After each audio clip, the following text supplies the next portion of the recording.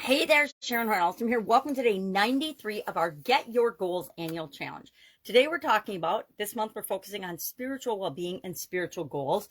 And we're talking about spiritual beliefs and thoughts. And I made a couple of notes today because I hate to admit, but as far as all of the different areas and aspects of our life go, this is probably the area I personally have spent the least amount of time on. I've spent a lot of time on it since, when I was younger, I just did, what my family did. And as I got older and had different life events that happened to me, it caused me to rethink what my beliefs were, especially in the area of spirituality and religion and things like that. So what is the role of our beliefs? Now, the funny thing about our beliefs is that they might be limiting us or holding us back for something or preventing us from seeing opportunities that are right for us, but we don't know it because a lot of the time they're operating from the subconscious level. We talked about that last month when we were talking about our mental well-being and our mental health. And our mind, our subconscious mind especially, is designed just to keep us safe. And its definition of safe is, it hasn't killed me yet, or I'm not dead yet. I'm still alive. Therefore, I'm just going to keep doing what I've been doing in the past, even if it isn't moving us in the direction we want our life to go. It'll just keep playing old tapes, old triggers, old routines, old processes, and keep us stuck right where we are because we've survived this far. We've made it through all these days so far. So it's going to keep making sure that we're safe. Well, safe isn't necessarily what we want when we're pushing the edges of our comfort zone and creating what it is that we want in our life. Whenever we want anything, it's different than what we've got right now usually, and in order to get that, we have to become bigger and different. So what is the role of spiritual beliefs and thoughts in our life? Well, they are a sign that impact on they impact everything. They impact our physical, our emotional, our psychological, our relationships. Our spiritual beliefs are how we want to be connected to things outside of us. So anything outside of us, whether it's a higher power, an infinite being, God, whatever it is for you, or just other people in relationships. And we're going to spend a whole month talking about relationships, so I won't dive into it here. But all of it is impacted by how we see ourselves, which is tied into our spiritual belief, our confidence, our communication skills, everything. The thing about all these different areas and aspects of our life is they are all interconnected.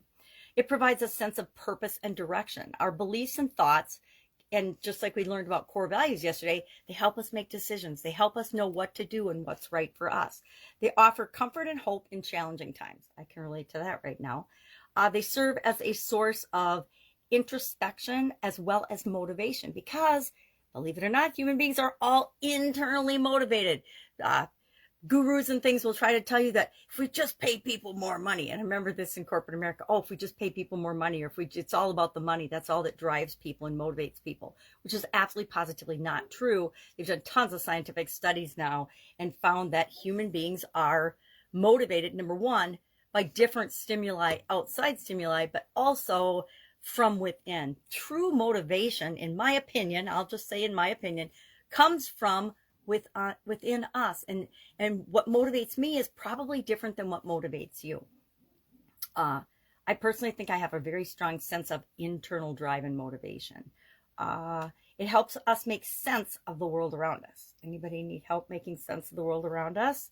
And sometimes there is no sense to be made about the world around us. We just shake our head. Provides a framework for our understanding of the nature of reality. Now, again, reality is something that I've learned is individual. What I think is real in reality is real to me, but what you think is real in reality is real to you. I learned this one from my ex-husband. His sense of reality is the only reality there is, and it's definitely different than mine.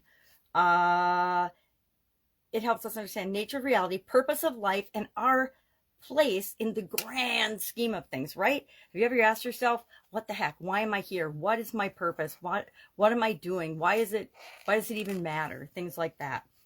And it offers us a way to reconcile the contradictions and the uncertainties that are inherent in being human, of existence, and find meaning in our experiences and in our lives. We have a lot of things that happen to us in our lives, good, bad, ugly, and everything in between. And our mind and our spirituality and our beliefs and thoughts help us to understand and put those in the order that they belong to make sense to us so we can comprehend some of the crazy stuff that happens to us.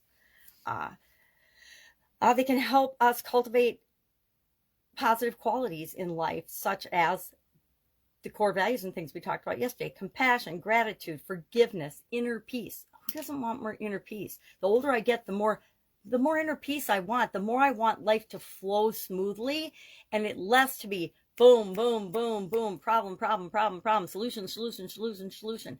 Sometimes I just want a calm and flowing day. I don't know about you.